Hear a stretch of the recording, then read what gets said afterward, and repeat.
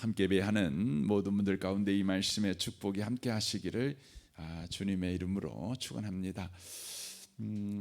우리가 첫날에는 바울 사도에 대해서, 둘째 날에는 모세에 대해서, 어제는 다윗에 대해서, 오늘은 베드로에 대해서 살펴보기를 원합니다. 베드로가 처음 예수님을 만난 것은 지금 이 누가복음 5장이 아니고 요한복음 1장입니다. 요한복음 1장 40절에 보면 그의 형제 안드레가 이 베드로 곧 시몬을 데리고 예수님께로 간 기록이 나옵니다. 안드레는 세례 요한의 제자였습니다. 영적 호기심이 또 영적 갈급함이 훨씬 큰 사람이었습니다. 안드레는 예수님이 바로 그리스도라는 것을 그가 알게 되었습니다. 그래서 그의 형제 베드로에게 내가 메시아를 만났다, 내가 그리스도를 만났다, 가서 함께 보자 하고 베드로를 데리고 예수님께 나아갑니다.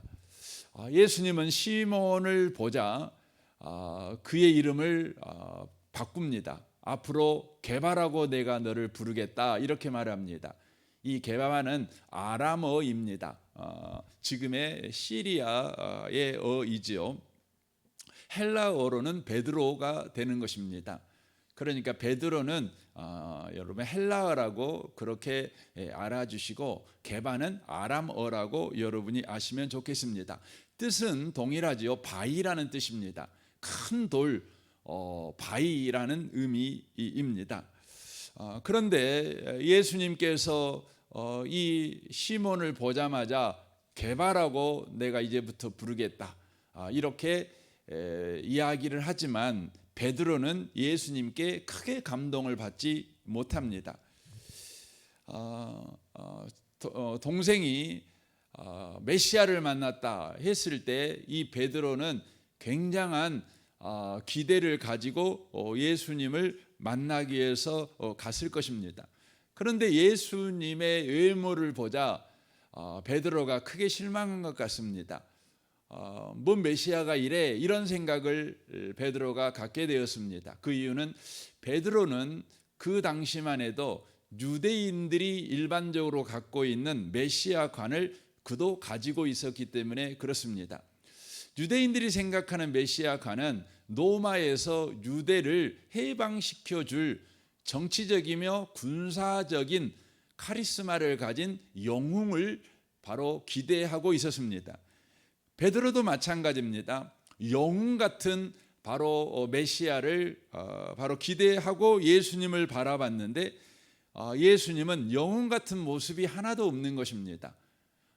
단지 평범한 목수의 아들 모습이었습니다. 그냥 바로 노동자의 모습, 깡마른 그런 모습이었습니다. 흠모할 만한 아름다운 것이 아무것도 없는 모습이었습니다. 그래서 베드로는 어떻게 합니까?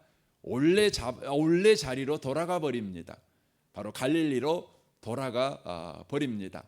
물고기 잡았던 원래의 자리, 바로 예수님께 실망해서 돌아가 버리는 것이죠.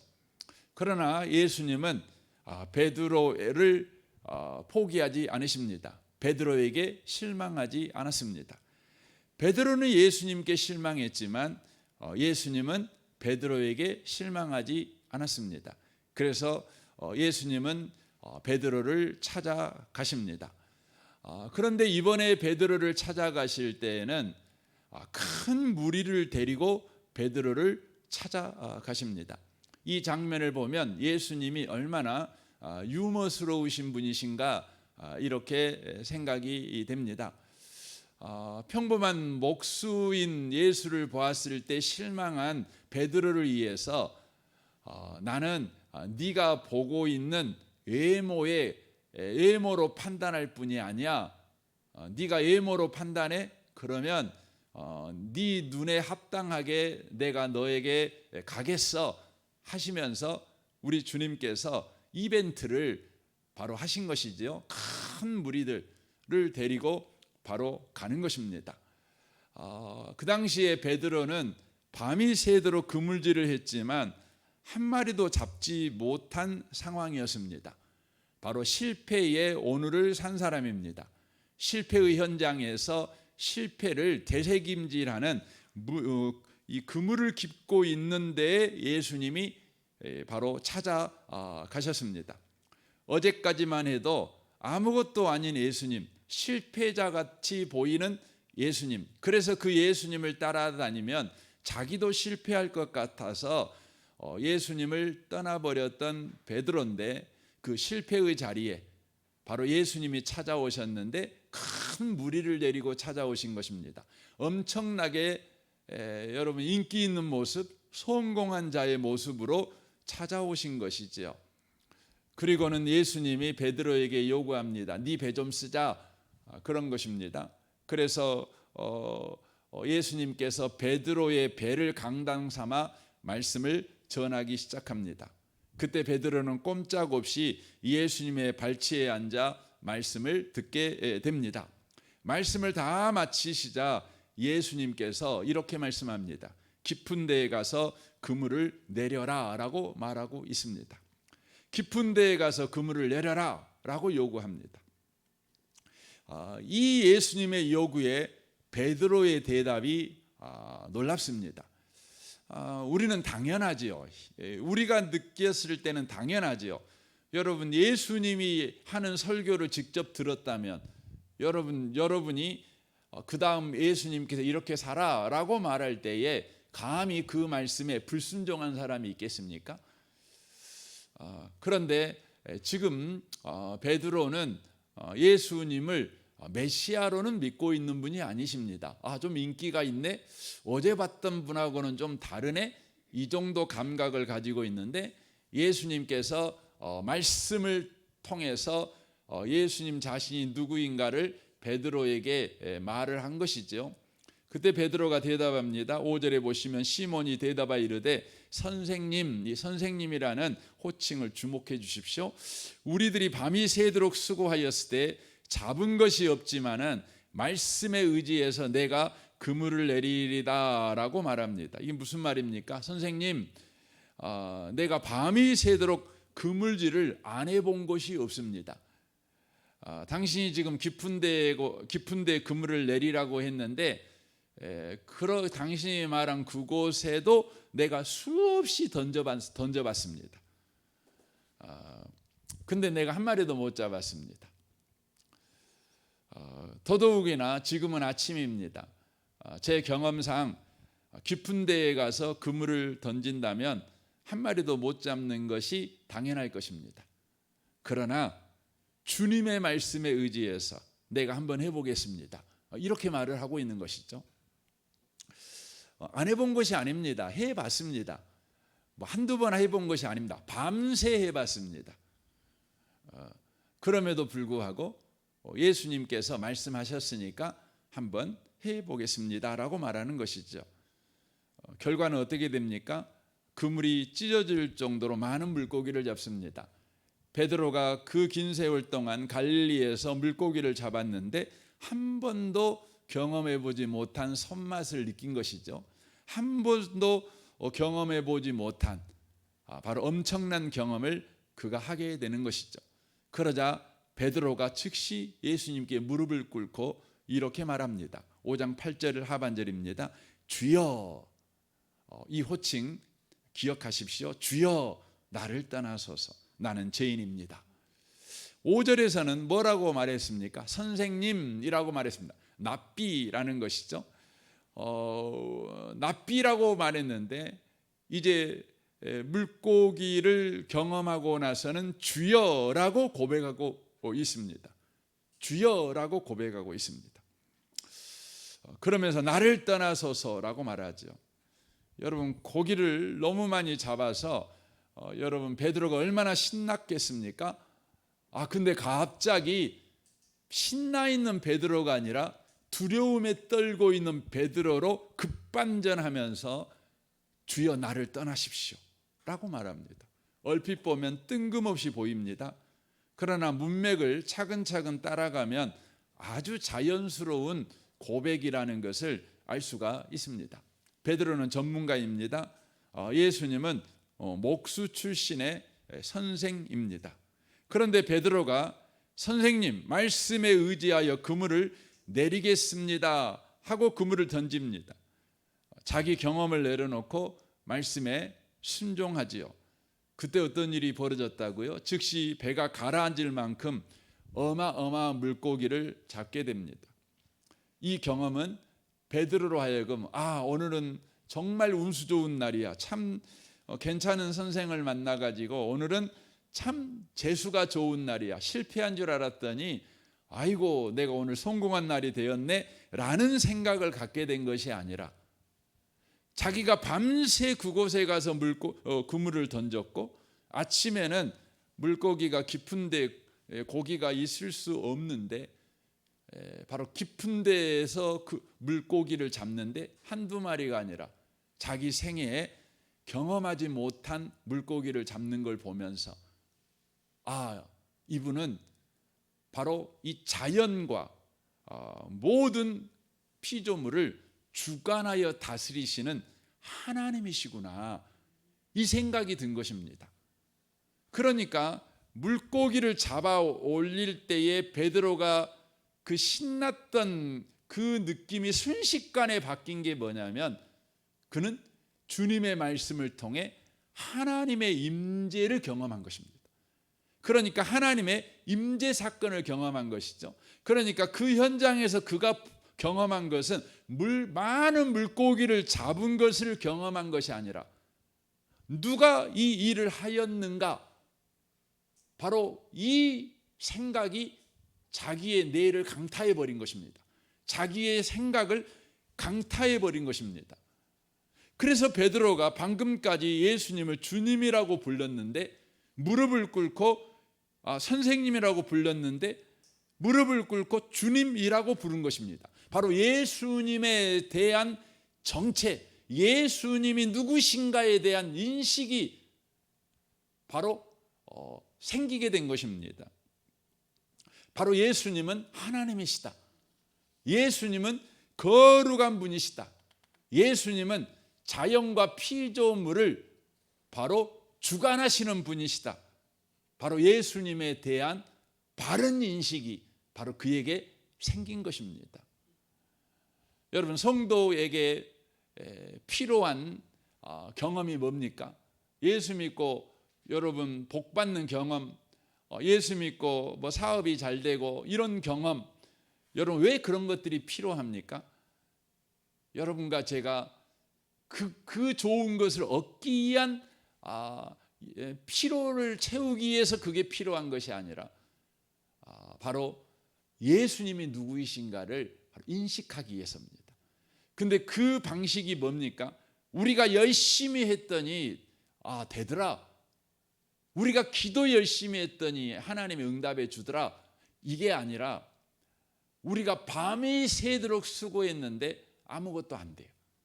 그런데 말씀에 의지했더니 단순하죠. 그냥 말씀대로 했어요. 그냥 말씀대로 살았어요. 그러니까 밤새 그물을 던졌던 방식은 수고였지요. 그런데 아침에 그물을 던지는 방식은 뭐예요? 말씀에 의지해서예요. 그것을 통해서 베드로가 예수님에 대한 인식이 바뀐 거예요. 여러분, 신앙생활은 뭡니까? 바로 예수님에 대한 인식이 바뀌는 것입니다. 예수님이 누구이신가에 대한 바른 고백, 바로 그 고백이 우리 가운데 있어지게 되는 것이죠. 이게 신앙입니다. 여러분, 교회 가운데 우리 주님은 일꾼을 이렇게 세우십니다. 피택자를 세우십니다. 임직자를 세우십니다. 어떤 사람이 임직자가 돼야 됩니까?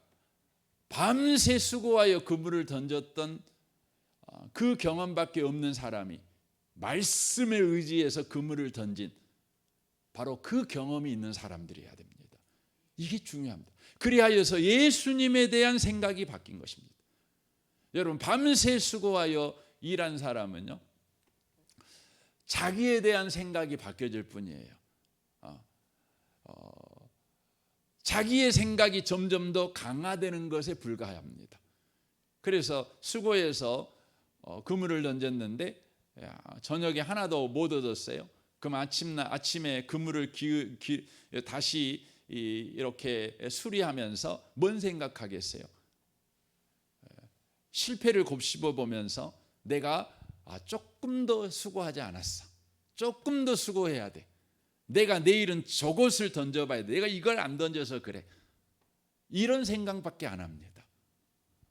그러니까 자신의 열심을 더 강화하고 자신이 못했던 것을 더 해보는 것에 바로 마음이 가는 거죠. 그러나 그리스도인은 뭡니까? 그리스도인은요, 계속해서 예수님을 더 알아가는 거예요. 예수님을 더 알아가는 것입니다. 어떻게 함으로요? 말씀에 의지해서 그물을 던짐으로. 저는 여러분에게 질문하고 싶습니다. 여러분, 말씀에 의지해서 그물을 던져본 경험이 있으십니까?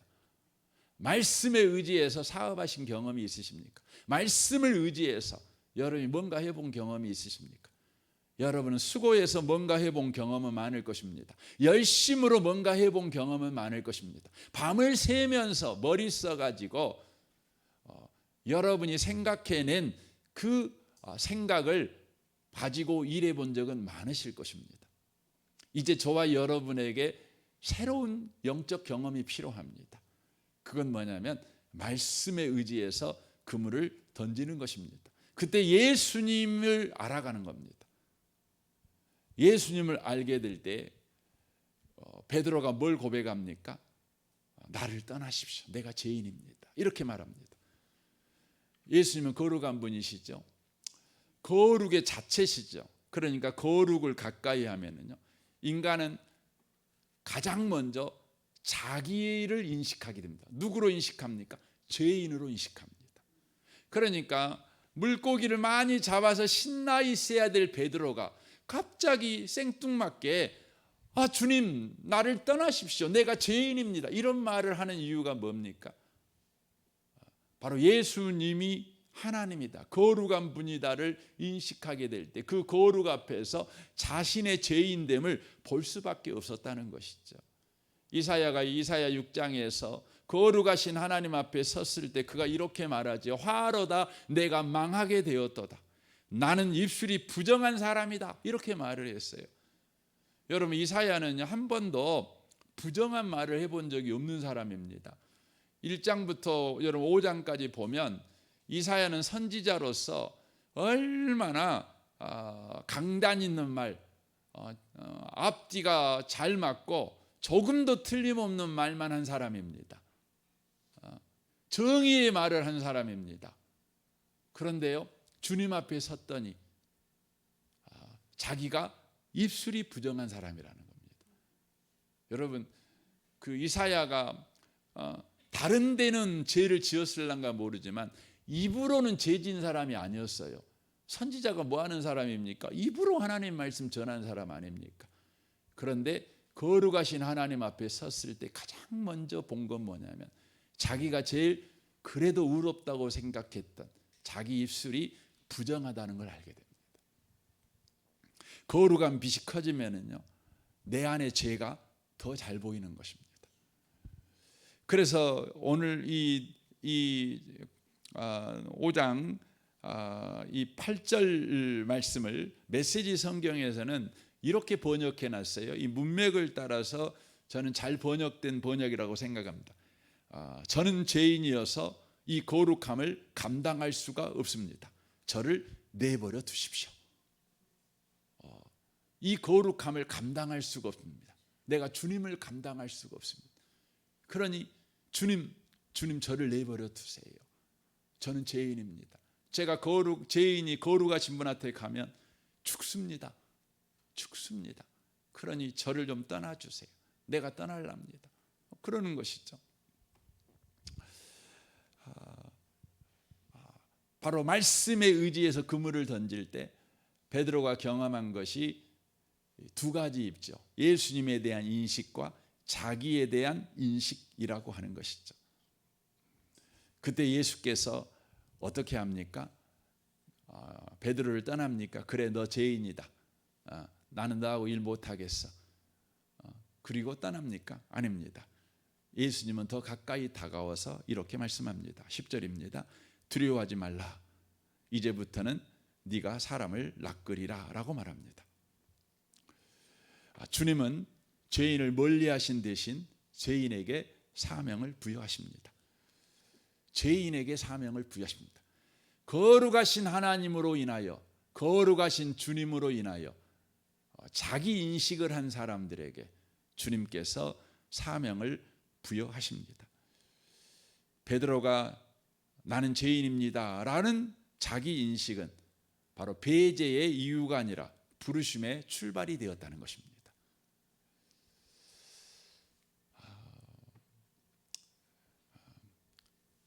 요즘 현대 그리스도인들은 헌신을 안 하려고 하죠. 왜 헌신을 안 하려고 할까요? 그것은 자기가 정한 기준으로 자기를 보기 때문에 그렇습니다. 자기가 정한 기준으로 자기를 늘 봐요. 주님이라는 거울로 나를 안 봐요. 그래서 내 거울로 나를 보아서 나에게 명령합니다. 하지 마. 그럽니다.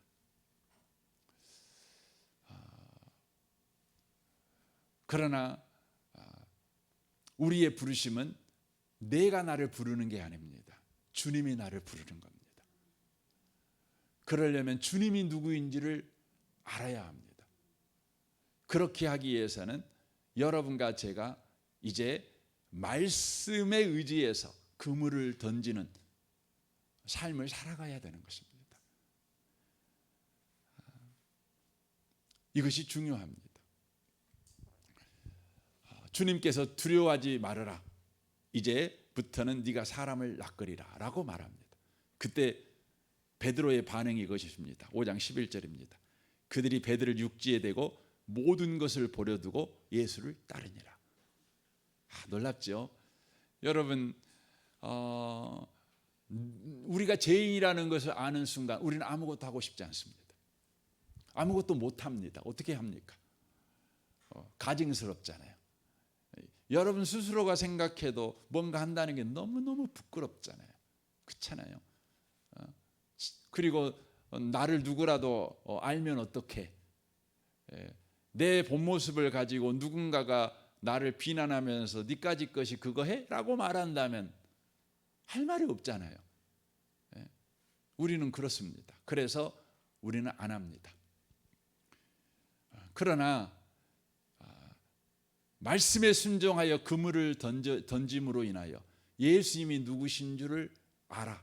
그 예수님 앞에서 자기 인식을 하는 사람은 주님이 말씀할 때요 즉각 순종합니다. 자기가 죄인이라 알아요. 근데 예수님 때문에 자기가 죄인인지 알았어요. 베드로는 예수님을 만나기 전까지는 자신이 죄인이라는 걸 몰랐어요. 그래도 자기는 괜찮은 줄 알았어요. 근데 예수님 때문에 알았어요. 그러니까 주님이 말할 때 뭐 합니까? 따른 것입니다. 사랑하는 성도 여러분, 이번 피택자를 우리가 세울 때요 어떤 분이 세워져야 됩니까? 여러분, 예수님 때문에 자기를 안 사람을 세워야 돼요. 자기가 세우는 기준 때문에 자기를 알아서 나 못해 이런 사람을 세우면 안 돼요. 그러면 자기 기준에 자기가 괜찮은 사람이면 기고만장할 수 있어요. 심각해지는 것입니다. 그러나 예수님 때문에 자기를 안 사람들은 주님이 말씀하시면 어디라도 갑니다. 이 아침에 저와 여러분에게 이 말씀이 복이 되기를 주님의 이름으로 축원합니다. 아멘. 우리 같이 이 시간 기도하겠습니다. 제가 오늘 피택자 선출을 위한 기도 제목을 준비를 했는데 오늘 설교를 제가 반밖에 못했습니다. 내일 마저 하겠습니다. 근데 기도는 제가 오늘 준비한 설교 전체를 가지고 제가 기도 제목을 준비했으니까요. 여러분이 그렇게 이해하시고 함께 기도해 주셨으면 좋겠습니다. 피택자 선출을 위한 기도 제목입니다. 네 번째 날 우리 함께 말씀을 읽음으로 우리 함께 기도했으면 좋겠습니다. 다 찾으셨죠? 우리 함께 읽겠습니다. 말씀 앞에 자신을 낮추는 사람이 세워지게 하소서. 밤새 실패했지만 말씀에 의지하여 그물을 내리겠습니다라고 순종한 베드로처럼 인간의 경험보다 하나님의 말씀을 우선시하는 겸손한 사람이 세워지게 하소서. 거룩 앞에서 자신을 돌아보는 사람이 세워지게 하소서. 주님의 임재 앞에 무릎 꿇고 나는 죄인입니다라고 고백한 베드로처럼 자기 의로 포장하지 않고 말씀 앞에서 자신을 정직히 돌아보는 사람이 세워지게 하소서. 성공보다 십자가를 지는 사람이 세워지게 하소서. 왕관을 바랬던 베드로가 십자가를 두려워하며 주님을 막았던 것처럼 사람의 생각을 앞세우지 않고 하나님의 뜻을 따라 십자가를 지는 믿음 있는 사람이 세워지게 하소서. 실패 속에서도 주님을 사랑한다고 고백할 수 있는 사람이 세워지게 하소서.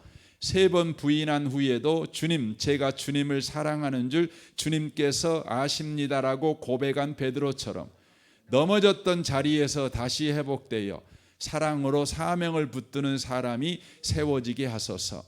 양을 먹이라 하시는 주님의 음성에 순종하는 사람이 세워지게 하소서. 부끄러운 과거가 있지만 내게 맡겨주시는 주님의 부탁에 내 양을 먹이라는 사명을 감당하는 베드로처럼 사람을 살리고 섬기며 양떼를 사랑으로 품을 수 있는 목자의 심정을 가진 사람이 세워지게 하소서. 아멘. 우리 계속해서 기도하기를 원합니다. 공동의회를 위해서 여러분 기도해 주십시오. 또 여러분 자신과 직장생활과 가정생활을 위해서 여러분의 모든 관계를 위해서 부부관계, 부모관계, 자녀관계, 직장 동료와의 관계, 또 이웃과의 관계를 위해 기도해 주십시오. 또한 오늘 합심기도회가 있는데 이를 위해 기도해 주십시오. 이 나라와 이 민족과 북한과 열방을 위해서, 또 선교사님들을 위해서, 또 한국 교회를 위해서 우리 기도했으면 좋겠습니다. 또 성도들을 위해서 기도해 주십시오. 우리 좋으신 주님께 우리 통성으로 기도할 때 우리 주여 한번 부르짖고 기도하기를 원합니다. 기도하겠습니다. 주여